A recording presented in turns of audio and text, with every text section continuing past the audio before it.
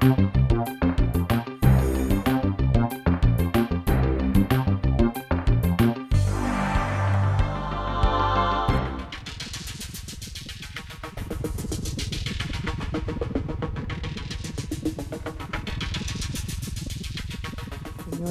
y señores, continuando con el desarrollo del 7º Congreso de Investigación Científica 2013, le damos nuevamente la cordial bienvenida a este salón donde se llevará a cabo el conversatorio sobre el papel del Estado en la promoción de la investigación científica.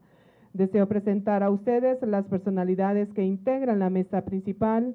Presidente, el señor director de ILTEC de la Universidad Especializada de las Américas de Panamá, doctor Gregorio Urriola.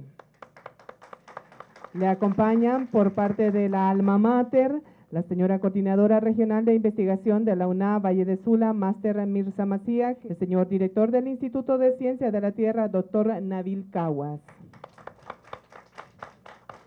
Y la señora directora del Instituto Universitario en Democracia, Paz y Seguridad, YUPAS, licenciada Midonia Ayestas. Inicio con estas vistas de la actual ciudad de Panamá.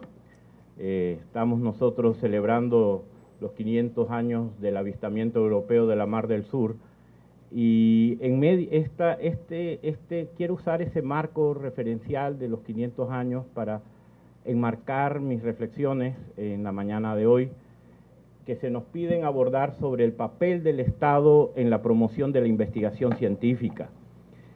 No sé si voy a poder cubrir el ambicioso temario que allí ustedes miran, porque yo creo que abordar el tema de la promoción de la investigación científica, promover es un adjetivo tan amplio que va desde estimular, fortalecer, premiar, reconocer, que entonces uno debe partir necesariamente de una reflexión sobre el rol del Estado en materia de ciencia, tecnología e innovación. Si uno no tiene claro eso y cómo ha cambiado, entonces no puede realmente ver cuál es el papel que puede cumplir el Estado como en esas diversas esferas que antes mencionaba.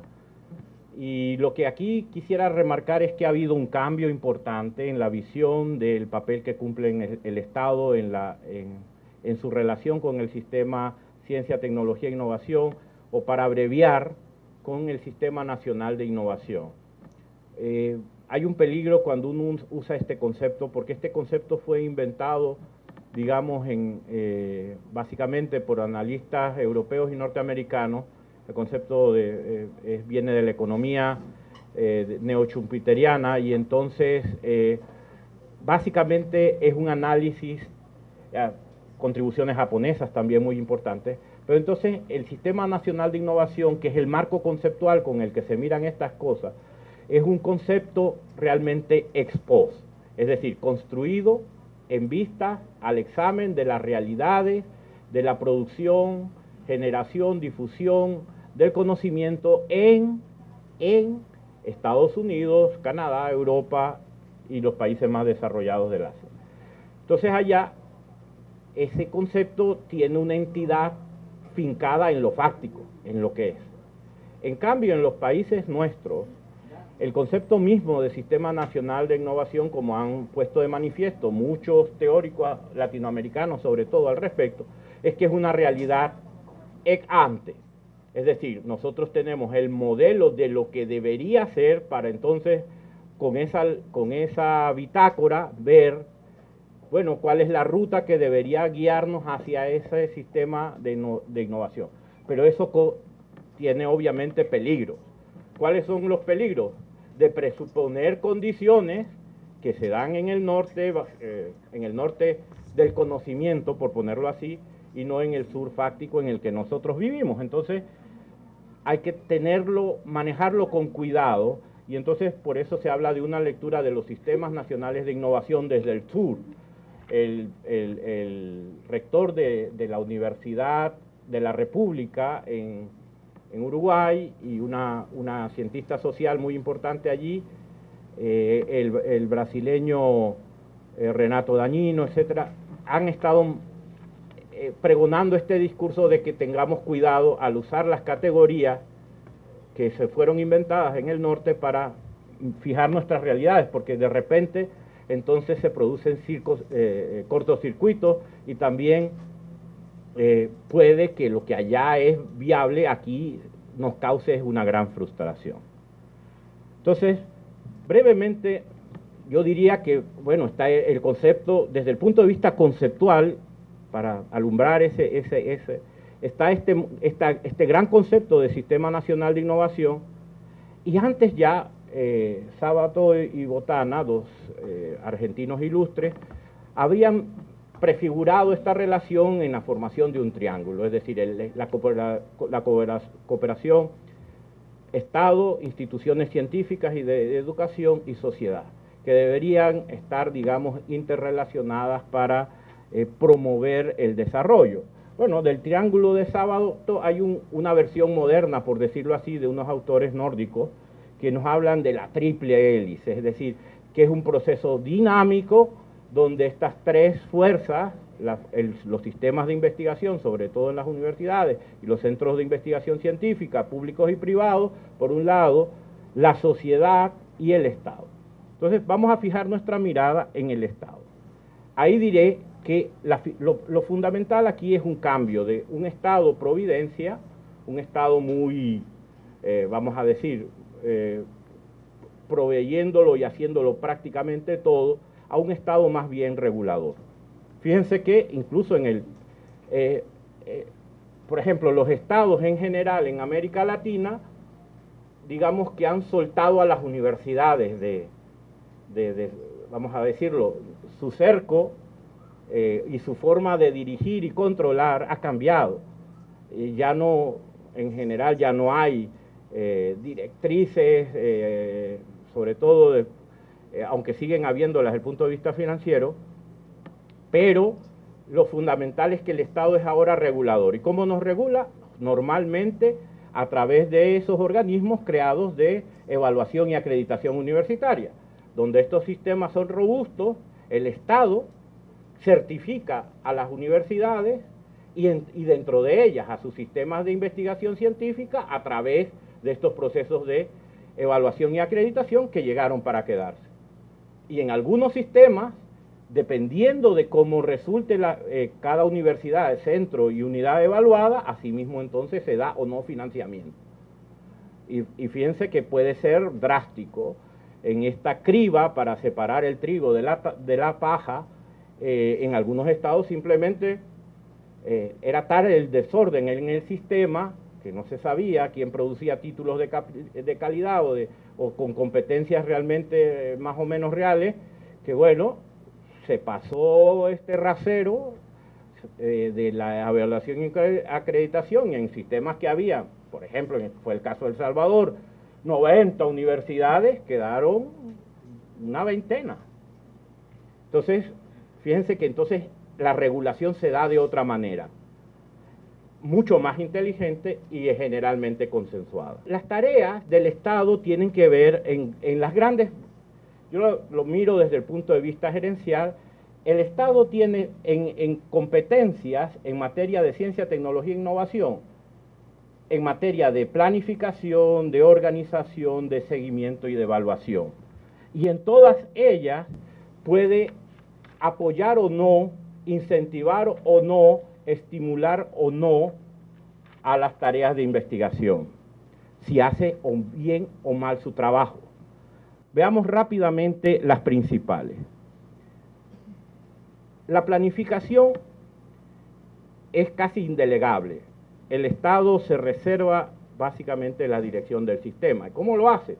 Normalmente estableciendo el Plan Nacional de Desarrollo, que es un instrumento muy importante, pero normalmente debe propiciar que aparezca un plan específico para el sector de ciencia y tecnología. Porque además, fíjense, este sector tiene una particularidad muy importante. Se ha transitado de una concepción de política para la ciencia y la tecnología a ver a la ciencia y la tecnología integrada en toda la tarea de un Estado nacional. Entonces eso supone un gran cambio, porque así como en los años 50 y 60, cuando aparecieron los organismos rectores de política científica en el continente, lo que hacían era promover básicamente un sector, el de investigación, a los investigadores en las universidades y en los institutos, como torres aisladas, como torres de marfil.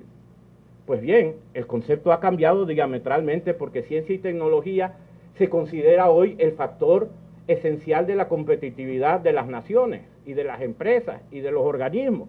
Y entonces ya no se trata de hacer una política para ciencia y tecnología, sino de una política de ciencia y tecnología para la promoción del desarrollo social. Y eso es un cambio abismal. Se dice fácil, pero eso supone entonces que la política de ciencia y tecnología, los planes de ciencia, tecnología e innovación, tienen que estar articulados con el resto de la política pública. Primera gran tarea, y donde generalmente fallan nuestros estados, sobre todo en la región. Porque entonces nos falta direccionamiento y sobre todo nos falta prospectiva. Son muy pocos los estados nacionales con capacidad de hacer prospectiva científica y tecnológica. Generalmente se contratan expertos foráneos para ayudar a los gobiernos donde estos organismos existen y son más o menos robustos, pero en general hay muy pobre capacidad nacional de prospectar, de hacer análisis de tendencia tecnológica para poder entender el mundo del 2025 y no el del 2014. Entonces vemos, generalmente a veces las políticas están vistas con una gran miopía. Entonces el primer papel del Estado para promover ciencia y tecnología debe ser una planificación de tipo prospectivo y estratégico. Por otra parte, los diagnósticos nacionales también son muy pobres, se quedan en unas generalidades tan abstractas que uno dice esto es puro discurso, verdades de dientes para afuera, pero y el discurso de la competitividad y el discurso de la innovación, pero detrás de eso no hay nada. No hay nada, no hay organización, no hay estructuración y sobre todo no hay plata. Entonces los diagnósticos nacionales tienen que ser mejorados para comprender mejor el sistema. Usted mal puede gerenciar un sistema si usted no lo conoce, no lo comprende bien. Lo otro es el alineamiento estratégico, y aquí es donde empieza todo realmente a rechinar. Porque el alineamiento estratégico significa que los sectores van a poner sus programas y políticas conforme a las prioridades marcadas por los planes nacionales de ciencia, tecnología e innovación. Y entonces, claro, nuestra naturaleza díscola, institucional e individualmente hablando, hace que eso sea quizás la tarea más ardua de realizar. Incluso, imagínense, al seno de las universidades mismas, imagínense ese alineamiento estratégico es sumamente difícil de realizar. Por otra parte está el financiamiento. Generalmente ciencia y tecnología es el sector, la cenicienta de este convite, y casi se maneja con fondos residuales y no se integra estratégicamente.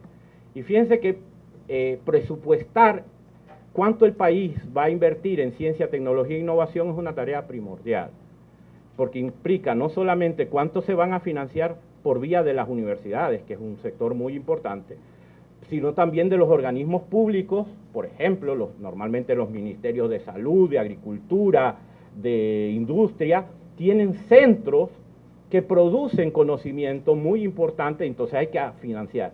Hay que financiar y hay que combinar el uso de ese presupuesto con lo que se destina a investigación en el resto del sistema. Entonces eso es, y no estamos preparados. Generalmente el gobierno allí no tiene, perdónenme ustedes, la más remota idea de cuánto está gastando. Y por eso a veces también hay un subregistro de cuánto se gasta en ciencia, tecnología e innovación. Porque es que el mismo Estado no sabe, tiene una idea generalmente de los presupuestos generales, pero no, por ejemplo, cuánto va el Instituto de Investigación Agrícola, cuánto hace el Centro Nacional de Competitividad, cuánto hace el Laboratorio para estudios de cáncer, etcétera, etcétera, etcétera.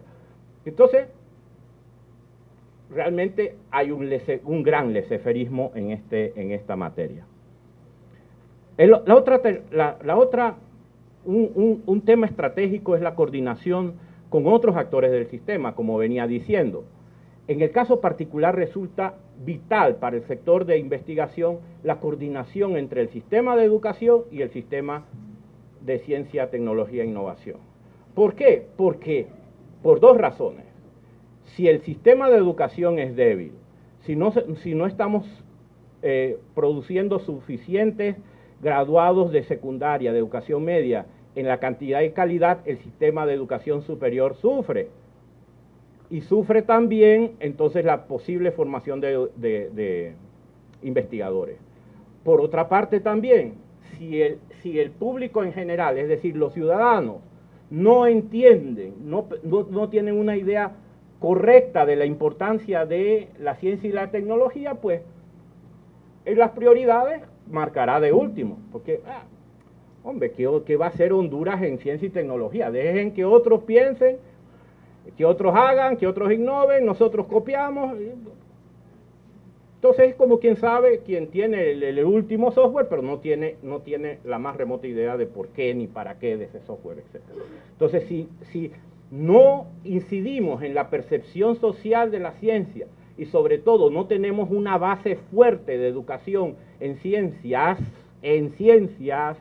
tanto las ciencias básicas, naturales, como las sociales, el público y sobre todo las nuevas generaciones no le darán la importancia y entonces disminuyen las vocaciones de ciencia y tecnología. Entonces, el papel del Estado, vean que es el que normalmente gerencia el sistema de educación pública, o sea, los niveles previos a la universidad, de manera prácticamente directa y exclusiva, si no tiene importancia en los programas de educación científica, es decir, de educación para la ciencia, si los maestros no son formados para incentivar las capacidades de sus alumnos, para entender la ciencia y sus procesos, entonces mal estamos.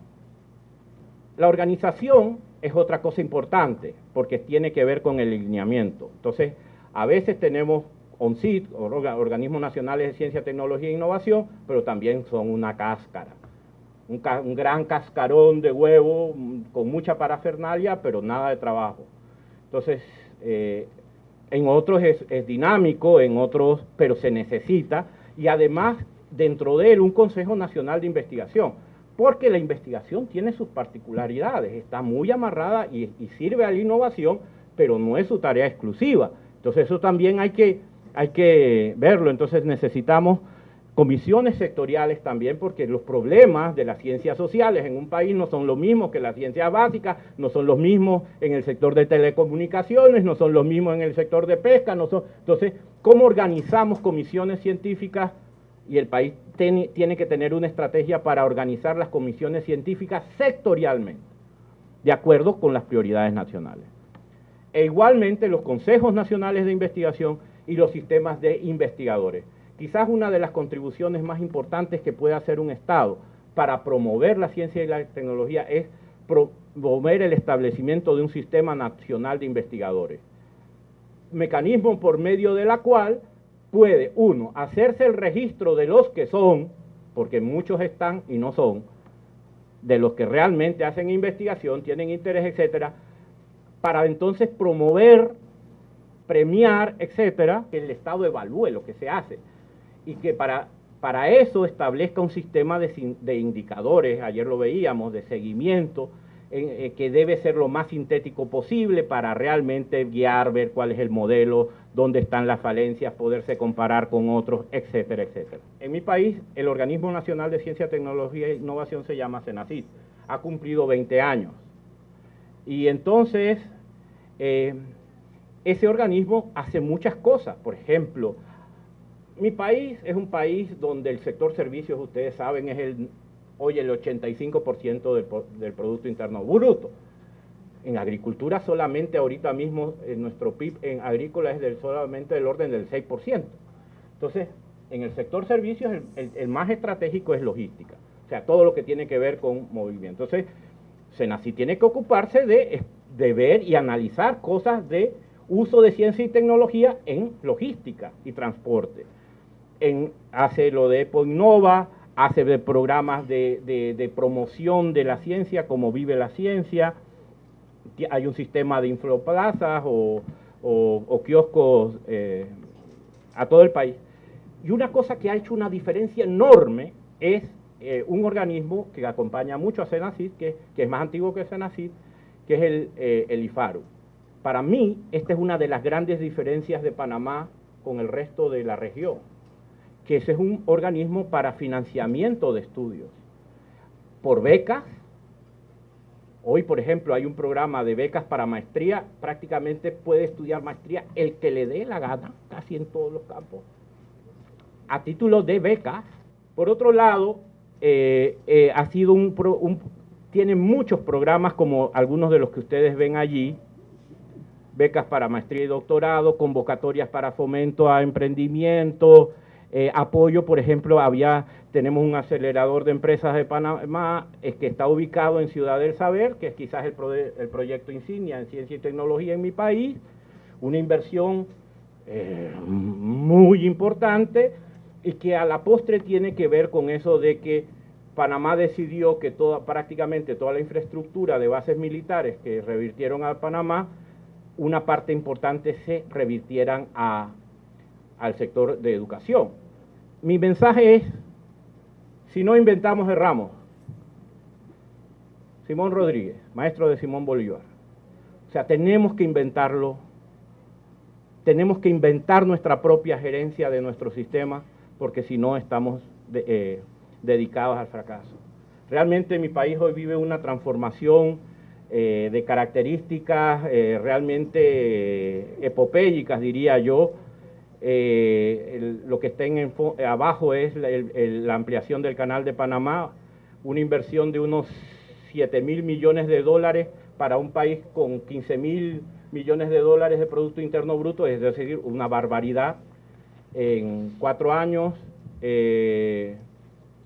con efectos, imagínense, sobre todo el sistema tecnológico de proporciones gigantescas, pero algo con el que quiero cerrar es que al fin y al cabo esto, que es controlar nuestro recurso estratégico, es fruto de una lucha generacional, de un sueño de panameños que incluso dieron su sangre por eso, pero que viene a reafirmar aquello de que quienes construyen sobre ideas construyen para la eternidad, la gran frase lapidaria de Waldo Emerson. O sea, el control de la ruta para Panamá ha significado realmente pues lo que el petróleo para Venezuela, lo que las minas de cobre para Chile, etcétera. O sea, poder manejar esos excedentes obviamente han posicionado a Panamá en un sitio muy distinto del que era hace algunos años, y realmente ha habido una revolución en el área de ciencia y tecnología, la construcción, la ampliación, por ejemplo, realmente convertir a Panamá en un hub de las Américas, la construcción de un metro, en fin, realmente estamos viviendo una época de transformaciones profundas. Pero yo, por ejemplo, le recrimino a mi gobierno que no ha hecho la suficiente inversión en capital humano para hacer sostenible estas inversiones. Fíjense que en I+D Panamá sigue gastando solamente el 0.21% de su muy acrecentado PIB de 15.000 millones de dólares. Ahora bien, 0.21% de 15.000 millones de dólares es plata. Incluso yo creo que parte de nuestro problema es que nuestras capacidades para gerenciar esa masa de recursos no están dadas. Muy bien, buenos días. Me van a disculpar, yo no traigo una presentación. Lo que traigo es unas ideas, unos lineamientos estratégicos a raíz de la experiencia que hemos tenido acá en nuestra universidad, que creemos que deben ser tomadas en consideración por nuestros gobiernos, por el Estado de Honduras, para que podamos desarrollar la investigación, como decíamos todos los que estamos metidos o inmersos en este tema. Nosotros creemos que uno de los lineamientos principales que debe desarrollar el Estado es generar. ¿Generar qué? Necesitamos generar, en primer lugar, conocimiento. Y al final les voy a poner un ejemplo de eso, un ejemplo sencillo.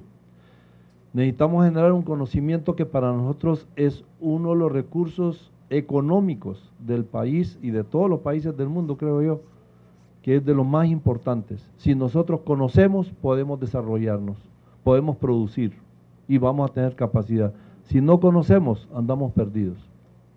Necesitamos, en segundo lugar, una generación de la información básica. Generar información básica transparente y de calidad en todos los sectores, en todos los ámbitos. Y eso le toca al Estado, no le toca a la universidad. No le toca a los que nosotros hacemos investigación, no es nuestro trabajo. Pero sí tenemos que preocuparnos para que eso sea una realidad. Necesitamos generar o que el Estado genere planes y programas de formación que permitan resolver o apoyar por lo menos en la resolución de los problemas económicos y sociales que tenemos en nuestro país. Un ejemplo del recurso económico del conocimiento es la comunidad o el municipio de Erandique. No sé si algunos de ustedes lo conocen. Erandique era un lugar totalmente tranquilo y callado, nadie sabía nada de él. De repente a una persona se le ocurrió quebrar una roca y encontró una piedra que no sabía ni siquiera cómo se llamaba. Y para no cansarlos del cuento y ser muy corto en el tiempo, y así ahorrar parte de los 20 minutos míos, en estos momentos Erandique saca ópalo y le da un valor agregado y de ahí lo vende. Y ya no es aquello de vender una libra de ópalo en bruto por 300, 400 lempiras, sino que de esa misma piedra yo puedo sacar 100 o 200 piedras a 1500 lempiras cada una. ¿Por qué? Porque está pulida, porque está arreglada, tiene un valor agregado que económicamente hablando. ¿Y eso qué significa? Conocer, saber dónde estoy, tengo recursos. Pero si yo no conozco los recursos que yo tengo, ando perdido. Y esa es una labor, ese es un trabajo, una responsabilidad del Estado. Generar la información básica con transparencia y con calidad. Generar conocimiento, generar planes.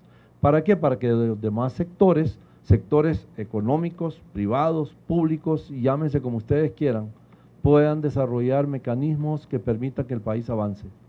Y solo así vamos a avanzar, produciendo. No importa el tipo de política o de gobierno que tengamos, aquí estamos hablando entre hondureños, y con permiso de nuestro amigo de Panamá. O sea, no importa el tipo de gobierno que tengamos, miren, hay países de todos los tipos de política que ustedes se pueden imaginar, desde la izquierda más cerrada hasta la derecha más cerrada. Los que producen son ricos y los que no producen son pobres. Véanlo. Y en todos los niveles están igual. Así que aquí el problema es conocer, tener conocimiento, tener capacidad, tener formación como para poder desarrollar recursos, producir y que seamos un país por lo menos en desarrollo. Muchas gracias. El doctor lo decía y el doctor Nadir también, que es importante la investigación científica como una herramienta del Estado que va a permitir materializarlas para no errar en todas las políticas públicas que se establecen, y eso ha permitido que las sociedades innoven y además que puedan desarrollarse con un mejor conocimiento y con un mejor desarrollo humano para la población. La promoción de la investigación es parte de lo que necesitamos como Estado de Honduras y que constituye el principal elemento para el desarrollo sostenible, si lo queremos llamar así, o en ciencias sociales el desarrollo humano que en este momento estamos hablando. Es una tarea indispensable para el país. Es un esfuerzo de promoverla, de financiarla. El Estado debe promoverla, debe financiarla, pero también divulgar, que eso también ya en todo el Congreso se ha establecido que hay un problema en la divulgación de los conocimientos, y sobre todo porque esto va a permitir, lo que ya he dicho, la toma de decisiones de los resultados que en este momento en el país, y si es en materia de seguridad, tanto urge. La implementación de políticas públicas que beneficien a todos los actores, esto es una tarea indelegable y no puede esperar. Como universidad y como instituto universitario en democracia, paz y seguridad, hemos contribuido a esa acción del Estado. Es el instituto creo que más nuevo o el antepenúltimo de la universidad. Nacimos en el 2008, el 14 de febrero del 2008, y desde el momento de la creación hasta la fecha hemos puesto a la luz pública información que ha permitido que sirva de base para el desarrollo y el mejoramiento de la seguridad en este país. El IUDPAS se ha convertido en este momento en un referente obligado en materia de seguridad, y sobre todo porque brinda información objetiva de lo que está pasando en violencia y criminalidad en el país, que hace tanta falta en este momento. Y decimos que ha contribuido al Estado en la promoción de la investigación porque los resultados que damos sirven para los investigadores, para la misma universidad, para los estudiantes, en el desarrollo de investigaciones en materia de violencia y criminalidad, de inseguridad, de seguridad en el país. Esto también nos ha permitido poder ser un referente obligado a nivel nacional e internacional como instituto universitario, que trabajamos los temas, sobre todo en mayor proporción el de seguridad, y viniendo de el trabajo que desarrolla el Observatorio de la Violencia en el país. Ahí, como universidad, hemos desarrollado 3 puntos básicamente, que es la función esencial de la universidad. Y en docencia, viendo la problemática que hay en el país, entonces formamos a los personales de las instituciones del Estado en diferentes materias, y lo hacemos a través de diplomados universitarios, que al final más básicamente son como una especialidad porque capacitan, pero también vamos dando esos pasos de enseñándoles a investigar, que es una de las problemáticas que estamos definiendo en este momento, que hay poca investigación porque precisamente no hay una formación y el Estado no se ha preocupado, las mismas universidades, en formar investigadores que hagan un relevo generacional de los actuales investigadores que tenemos. Y dentro de ese término, nosotros como IUDPAS hemos contribuido al Estado de Honduras a la formación en temas de violencia y criminalidad, un diplomado que también se publicaron investigaciones al respecto sobre suicidio, violencia escolar, a producto de un diplomado en violencia y convivencia social, un diplomado en mediación y conciliación de conflictos. ¿Cómo estamos contribuyendo en un diplomado así? Que ustedes puedan pensar cómo lo hacen. Pero hemos desarrollado este diplomado para alcaldías municipales, por ejemplo, y ahí se desarrollan las unidades de mediación y conciliación de conflictos en las alcaldías municipales, y que esto viene a ayudar a mejorar la seguridad en el país. Pero también tenemos diplomados, la problemática de violencia de género que tenemos en este momento en el país. Entonces, como universidad hemos planteado 3 diplomados al respecto: violencia de género, género y políticas públicas, y violencia sexual, un diplomado sobre violencia sexual. Eso ha ayudado a que las instituciones del Estado puedan desarrollar investigaciones, porque el punto es el no conocimiento también, el no conocimiento de las metodologías de investigación, y además la falta de interés de las instituciones hace que no se desarrollen al respecto. También en el tema de juventud, en Honduras el Observatorio de la Violencia año con año dice que el principal, los jóvenes son los principales factores, que los jóvenes son los que están muriendo más víctimas de la violencia en este país, y para tal evidenciamos esa situación, hacemos que las instituciones del Estado puedan desarrollar acciones, pero también formamos en un diplomado, por ejemplo, de juventud, sociedad y políticas públicas, para que se puedan tener análisis. O sea, contribuimos a que se pueda desarrollar investigación, pero que se pueda desarrollar formación al respecto. Evidenciamos que el problema de Honduras y de la seguridad en el país es un problema de que no hay una verdadera investigación científica criminal que dé cuenta de lo que está pasando y de los contextos o de los móviles en que ocurre la violencia en el país. Entonces, como universidad, además de que evidenciamos a través del Observatorio de la Violencia, también desarrollamos formación y hemos desarrollado un diplomado, por ejemplo, en criminalística con enfoque en medicina forense. Ya en este año vamos a desarrollar un segundo diplomado al respecto para operadores del sistema de seguridad y justicia. Vamos desarrollando acciones que va permitiendo también enseñar a investigar, pero al mismo tiempo formándolos para que puedan desarrollarlo. Igual en el tema de, a raíz de lo sucedido en el 2009, el golpe de Estado de Honduras, desarrollamos un diplomado en gobernabilidad y democracia, precisamente para que se pudiesen desde la universidad hacer análisis al respecto de lo que ocurrió y desarrollar ensayos que permitiesen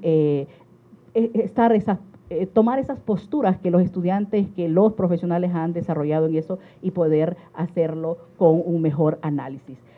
Voy a presentarles un poco de lo que, de algunos resultados que hemos tenido en el instituto en apoyo al Estado y en el apoyo a esta sociedad que tanto lo necesita en materia de seguridad. Ya les decía, voy a presentarles algunos resultados y les explicaba sobre los diplomados universitarios, que eso es una forma que contribuimos, porque siempre decimos que el Estado debe de desarrollar mayor investigación, que debe de tener mayor formación para que pueda encaminarse y establecer un plan de ciencia, tecnología e innovación. Pero desde la universidad la contribución es a formarlos y a poder establecer esas acciones. Y dentro de eso, producto de los diplomados, tenemos varias investigaciones y ensayos que los estudiantes, y llamo estudiantes a profesionales que están trabajando en instituciones del Estado, ¿no? Para cuando regresan a la universidad les decimos bienvenidos a la universidad y forman parte nuevamente como estudiantes universitarios. Y de eso se han desarrollado varias investigaciones científicas, análisis que los jóvenes han hecho desde medicina forense, por ejemplo, el diplomado que se desarrolló con la Dirección de Medicina Forense. Formamos a 30 médicos en materia criminalística con enfoque médico forense y desarrollaron desde investigaciones sobre lo que pasa, los accidentes en la carretera CA4, por ejemplo, o la violencia sexual en niños. Diferentes tipos de investigación que me tardaría mucho en decirles cuánto es el tema del suicidio. Un periodista y una médica forense investigó el suicidio, por ejemplo, y con los expedientes de medicina forense, el acceso a la información que no siempre está dado para los demás investigadores que requieren información estatal, que ese también es un problema, la apuesta a presentar la información que el Estado tiene para desarrollar investigación, y eso normalmente cuesta mucho. Luego tenemos los resultados del Observatorio de la Violencia. Ya les dije que este se convirtió en un referente obligado para el país. Muchos de los decretos que se publican, que el mismo Congreso Nacional discute, analiza y aprueba, sustentados con la información que el Observatorio de la Violencia establece. Y así tenemos, cuando evidenciamos cuántas extorsiones, que si evidenciamos que las motos es un problema en el país porque andan 2 hombres en las motos, entonces hacen un decreto para eso, pero lo sustentan con la información que el Observatorio de la Violencia ha desarrollado, y ahí les evidenciamos año con año cómo está la tasa de homicidios, cómo por trimestre, semestre o 9 meses o un año va creciendo o disminuyendo la violencia. Y ahí tenemos un principal problema como universidad, porque siempre estos temas son más analizados desde una política de seguridad, donde los gobiernos quieren disminuirla a toda costa, y el observatorio objetivamente y en un análisis científico hace que se presente información confiable, y eso es lo que vamos buscando. Por eso es que realmente nos hemos convertido en un referente obligado. Y ahí ya estamos haciendo otros análisis, y aquí les voy a presentar un poco, este es el boletín, el mapa que producto de que el año pasado ya hemos ido evolucionando y ya podemos georreferenciar la violencia en Honduras.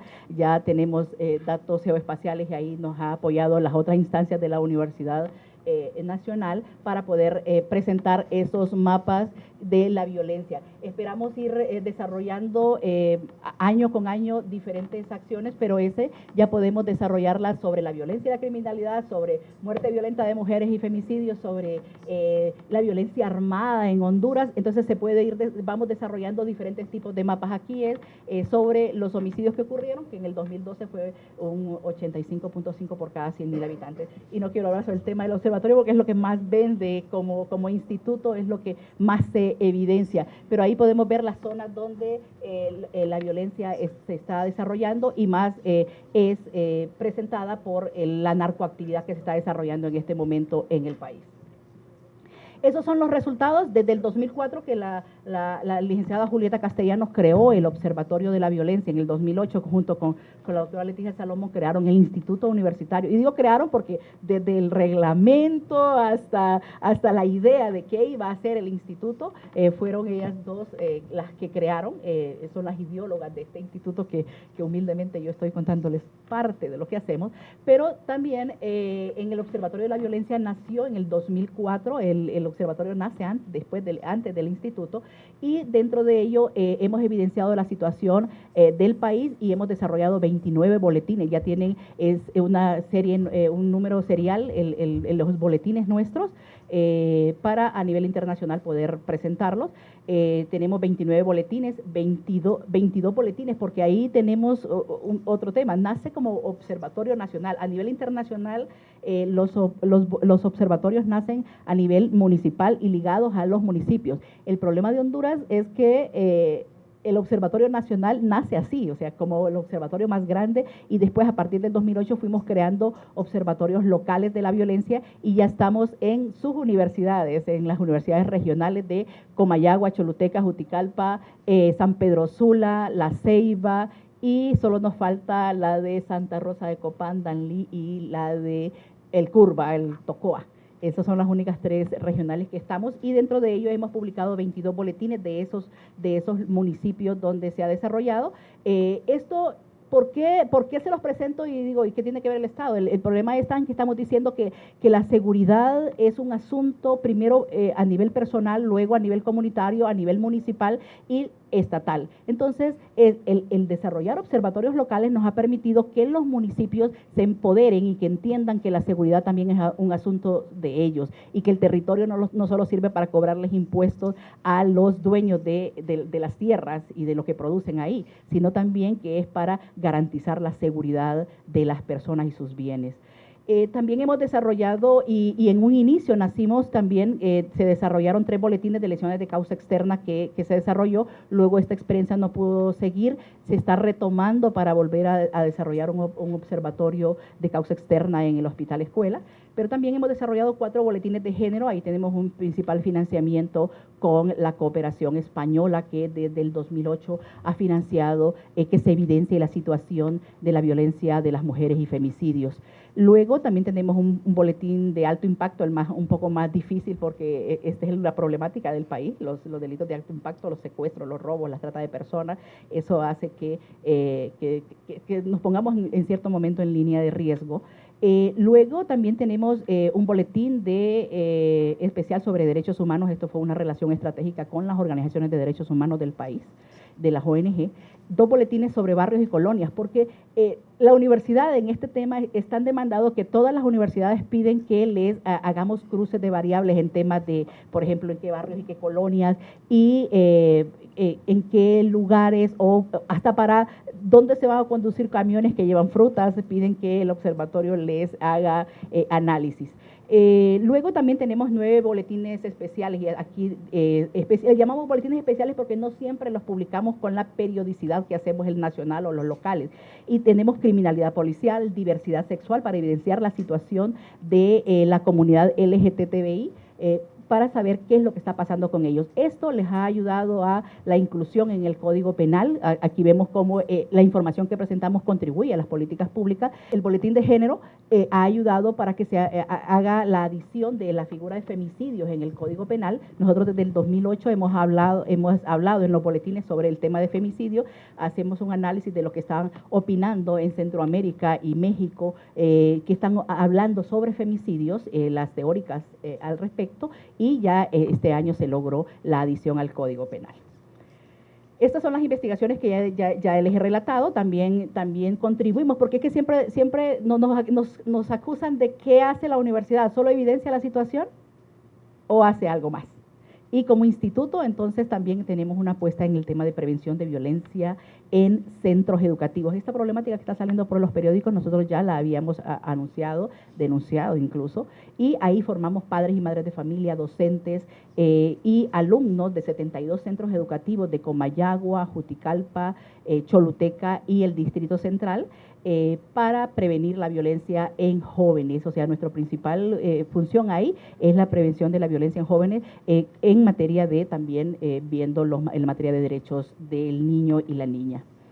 Y tenemos, para concluir, un sistema de denuncias en línea. Siempre nos están acusando de el Estado no presenta todo lo que se dice o lo que se hace, o la violencia que se está desarrollando en el país. Siempre creen que hay más homicidios de los que se presentan. Entonces, como observatorio y como instituto hemos creado un sistema de denuncia en línea para que la ciudadanía pueda denunciar. Y déjenme decirles que lo más difícil de gestionar en fondos de la cooperación, y esto es que ya tenemos experiencia de 4 años de hacerlo, es en el tema de investigaciones.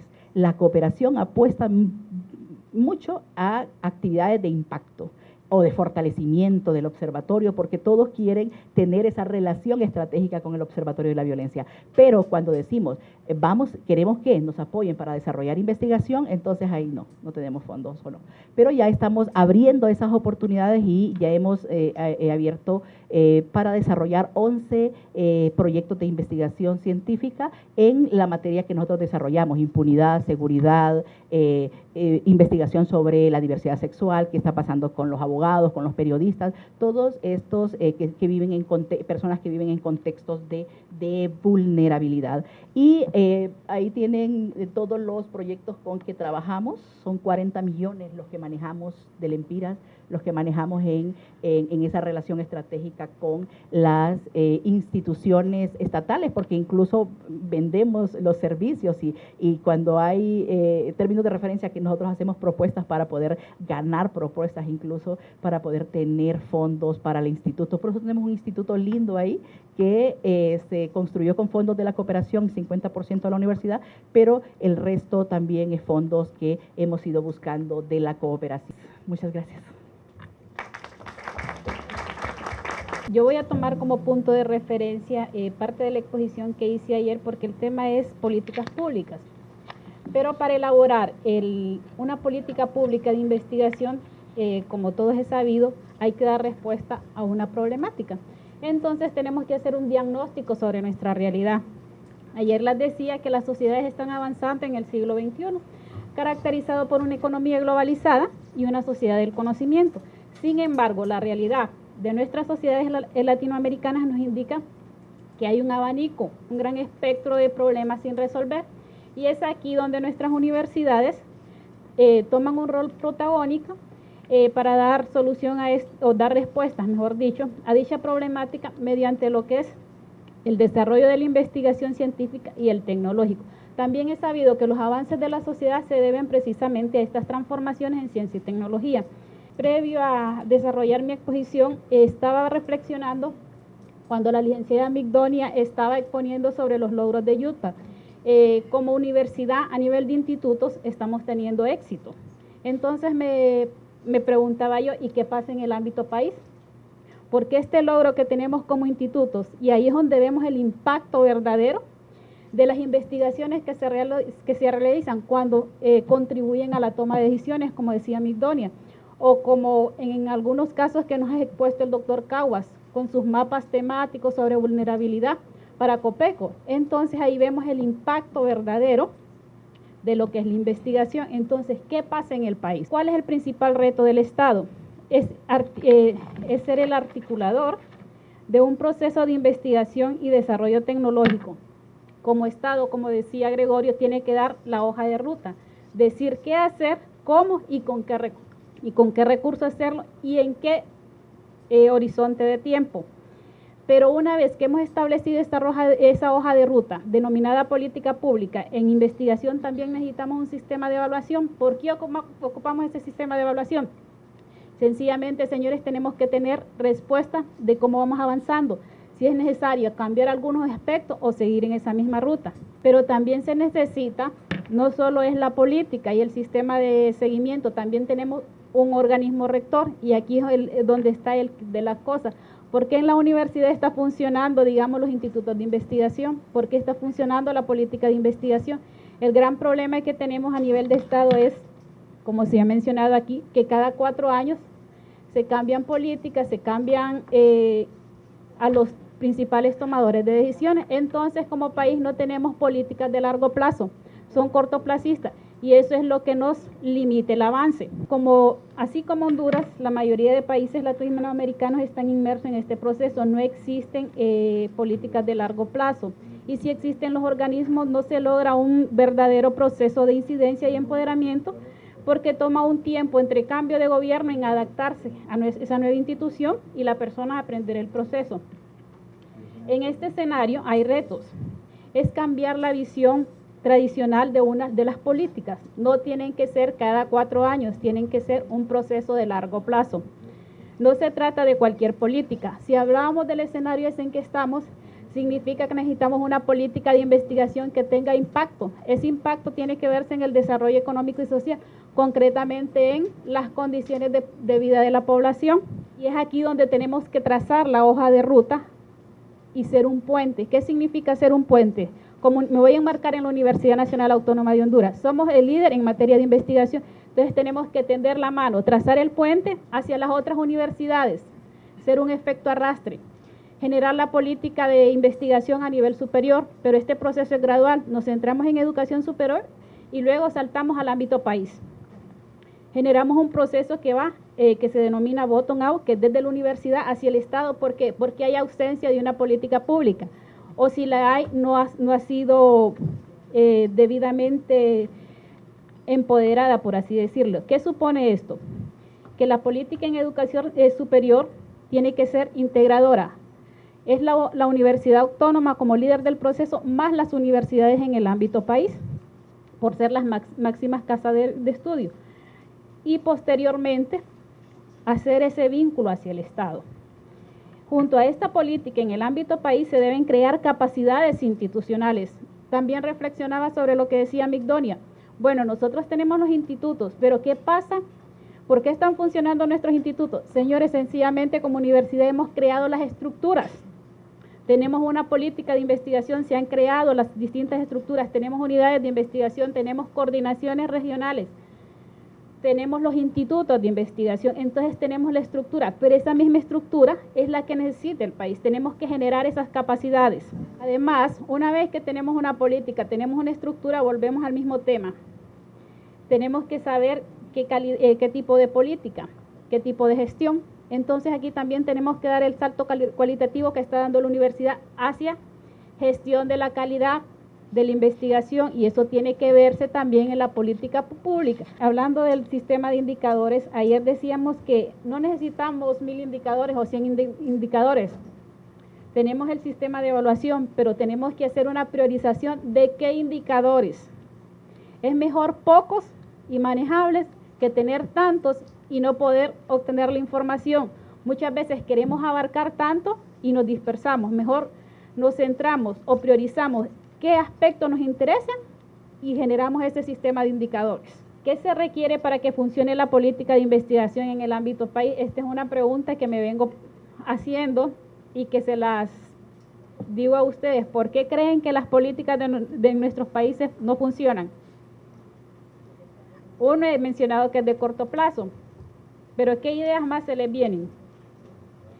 Les voy a contar una historia. Mi tesis doctoral es sobre lo que es políticas públicas, concretamente la evaluación de las condiciones de vida y todo lo que son las políticas públicas en Honduras referidas a esto. Cuando yo hice eso, lo primero que me dije, bueno, ¿qué pasó aquí? No había un diagnóstico. Entonces, una de las limitantes de las políticas públicas es que no tenemos un diagnóstico. Y si lo tenemos, nunca va de la par con un marco teórico de referencia. Entonces, por ejemplo, pobreza se entendía como cualquier cosa. Y teníamos los indicadores y todo eso, pero no estábamos entendiendo el problema. Pues lo mismo sucede en políticas públicas. Por eso les digo, no es cualquier política pública. Tenemos que partir de un diagnóstico.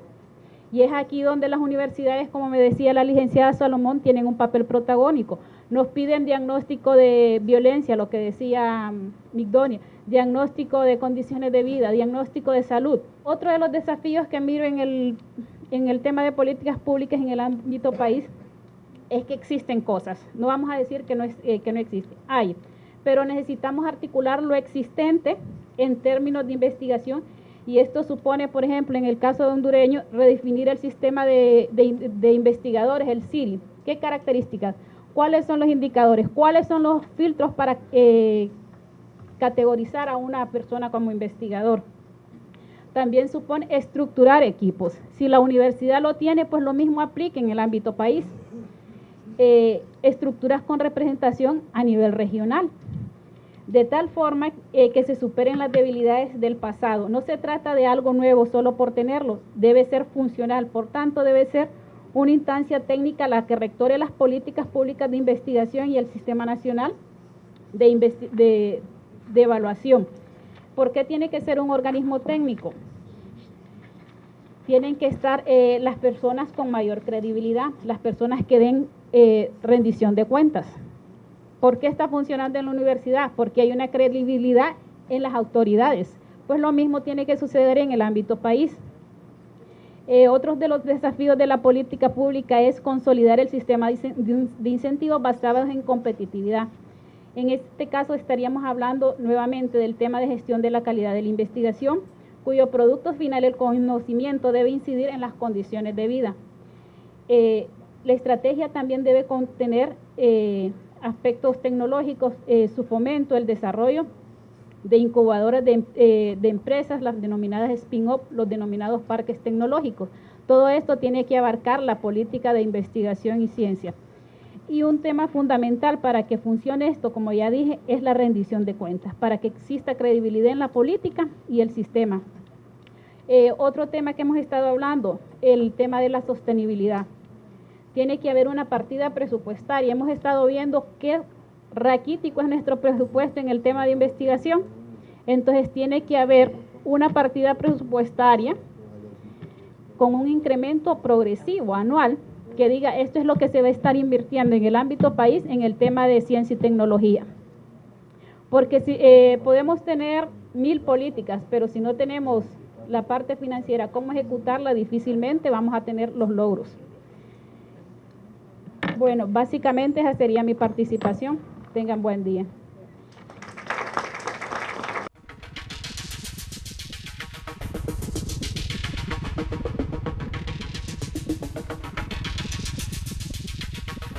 Thank you.